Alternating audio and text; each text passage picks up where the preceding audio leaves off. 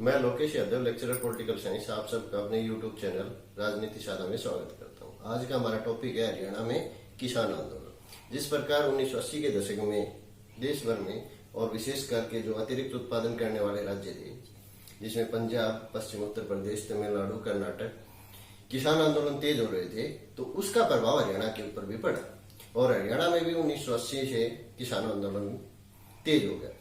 हरियाणा में किसान आंदोलन 1980 में भिवानी जिले के लोहारू नामक गांव, जो वर्तमान में भिवानी डिस्ट्रिक्ट की एक तहसील है और कस्बा है, में बिजली की समस्या को लेकर के किसान आंदोलन की शुरुआत हुई। और किसान आंदोलन जो था वो अपने गर्म रूप धारण कर रहा था। 19 फरवरी 1981 को किसान आंदोलन के दौरान एक किसान की मौत होगी और जो किसान आंदोलन था वो और ज्यादा गर्म हो गया। लेकिन किसान नेताओं के आपसी फूट के कारण ये आंदोलन ठंडे बस्ते में चला गया। उसके पश्चात 1994 में प्रदेश भर के किसान एकजुट होने लगे और किसान आंदोलन में तेजी आई और किसानों ने सरकार के साथ अपनी समस्याओं को लेकर के, विशेषकर बिजली की समस्या को लेकर के आर पार की लड़ाई का मोड़ बनाया।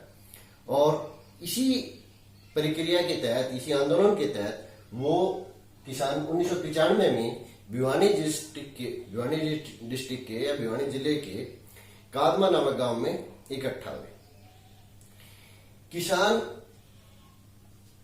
जब कादमा गांव में इकट्ठा हुए और वो मूवमेंट कर रहे थे, उस दौरान किसानों जो आंदोलन था उसने उग्र रूप धारण कर लिया और उग्र रूप धारण करने के कारण पुलिस के साथ मुठभेड़ में 5 किसानों को अपनी जान से हाथ धोना पड़ा और जिसमें एक किसान की आंखों की रोशनी चली। प्रदेश भर के किसानों में इस घटना से, कादमा कांड से रोष व्यक्त हो गया। लेकिन प्रदेश के कई हिस्सों में बाढ़ का प्रकोप होने के कारण यह जो किसान आंदोलन था पुनः ठंडा पड़ गया। लेकिन किसानों की जो बिजली की जो समस्या थी या बिजली बिल माफ करने की और मुफ्त बिजली उपलब्ध कराने की जो मांग थी वो ज्यों की त्यों बनी रही और अपनी इसी मांग को लेकर के प्रदेश भर के किसानों में फिर आंदोलन करने का निश्चय किया और भिवानी महेंद्रगढ़ की सीमा पर स्थित मंडियाली नामक गांव में 1997 में किसान पुनः इकट्ठा हुए और आंदोलन की शुरुआत कर दी। यह आंदोलन तेजी से पकड़ता जा रहा था, उग्र रूप धारण कर रहा था। किसानों ने सरकारी संस्थाओं को नुकसान पहुंचाया, रेलवे लाइन को नुकसान पहुंचाया और इस किसान आंदोलन को उग्र रूप धारण करता हुआ देख करके कई राजनीतिक पार्टियों के नेताओं ने राजनीतिक रोटियां सेकने का भी कार्य किया। और जब किसान आंदोलन ज्यादा उग्र हो गया तो पुलिस द्वारा जब इस किसान आंदोलन को नियंत्रित किया गया, उस दौरान पुलिस के साथ मुठभेड़ में मंडियाली नामक जो स्थान था वहां भी 5 किसानों को अपनी जान से हाथ धोना पड़ा। लेकिन किसानों की जो मांग थी मुफ्त बिजली उपलब्ध कराने की, बकाया बिजली के बिल माफ करने की जो मांग थी वो ज्यों की त्यों बनी रही और किसानों में रोष व्याप्त होता चला गया। 2003 में जींद जिले के कंडेला नामक गांव से में मुफ्त बिजली उपलब्ध कराने और बकाया बिजली के बिल माफ करने की मांग को लेकर के किसान दोबारा इकट्ठा हुए और किसान आंदोलन की फिर शुरुआत हुई। इस दौरान जो थे ये किसान आंदोलन भी उग्र रूप धारण कर गया और ये जो कंडेला नामक जो गांव था इसके समीप मुल्कनी नामक गांव के पास पुलिस के साथ मुठभेड़ में 9 किसानों को अपनी जान से हाथ धोना पड़ा। रोष स्वरूप किसानों ने पुलिस अधिकारियों को बंदी बना लिया और लगभग 10 दिन तक उन पुलिस अधिकारियों को किसानों ने बंदी बना करके रखा। लेकिन काफी सुलह और सफाई के पश्चात किसानों ने पुलिस अधिकारियों को रिहा कर दिया। किसानों के ऊपर राजद्रोह का मुकदमा भी बनाया गया। लेकिन किसानों की जो मांग थी मुफ्त बिजली उपलब्ध कराने की, बकाया बिजली के बिलों को माफ करने की, वो जो मांग थी वो ज्यों की त्यों बनी रही।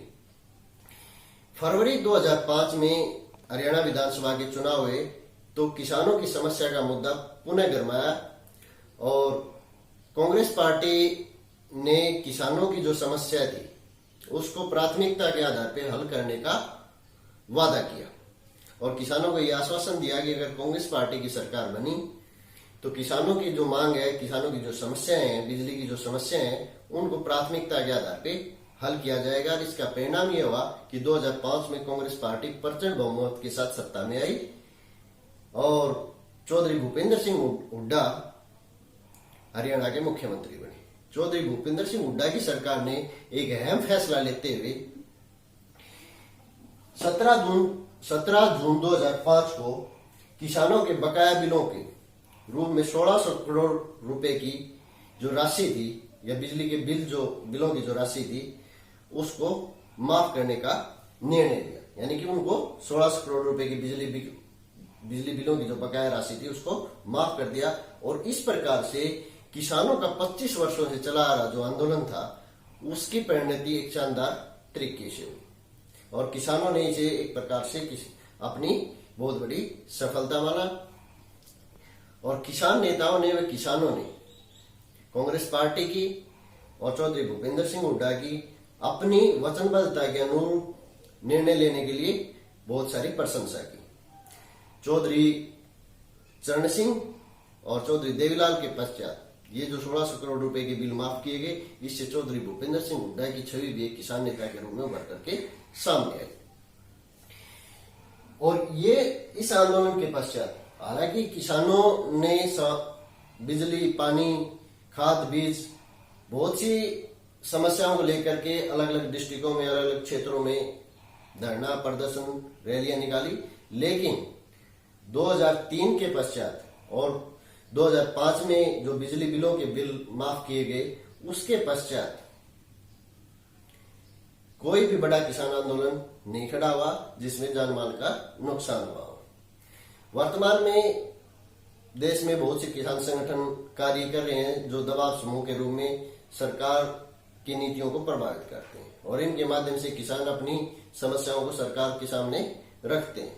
लेकिन फिर भी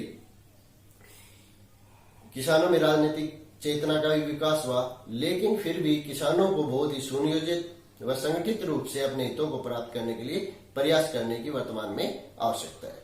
तो ये था हमारा टॉपिक हरियाणा में किसान आंदोलन। आप सबका बहुत बहुत धन्यवाद।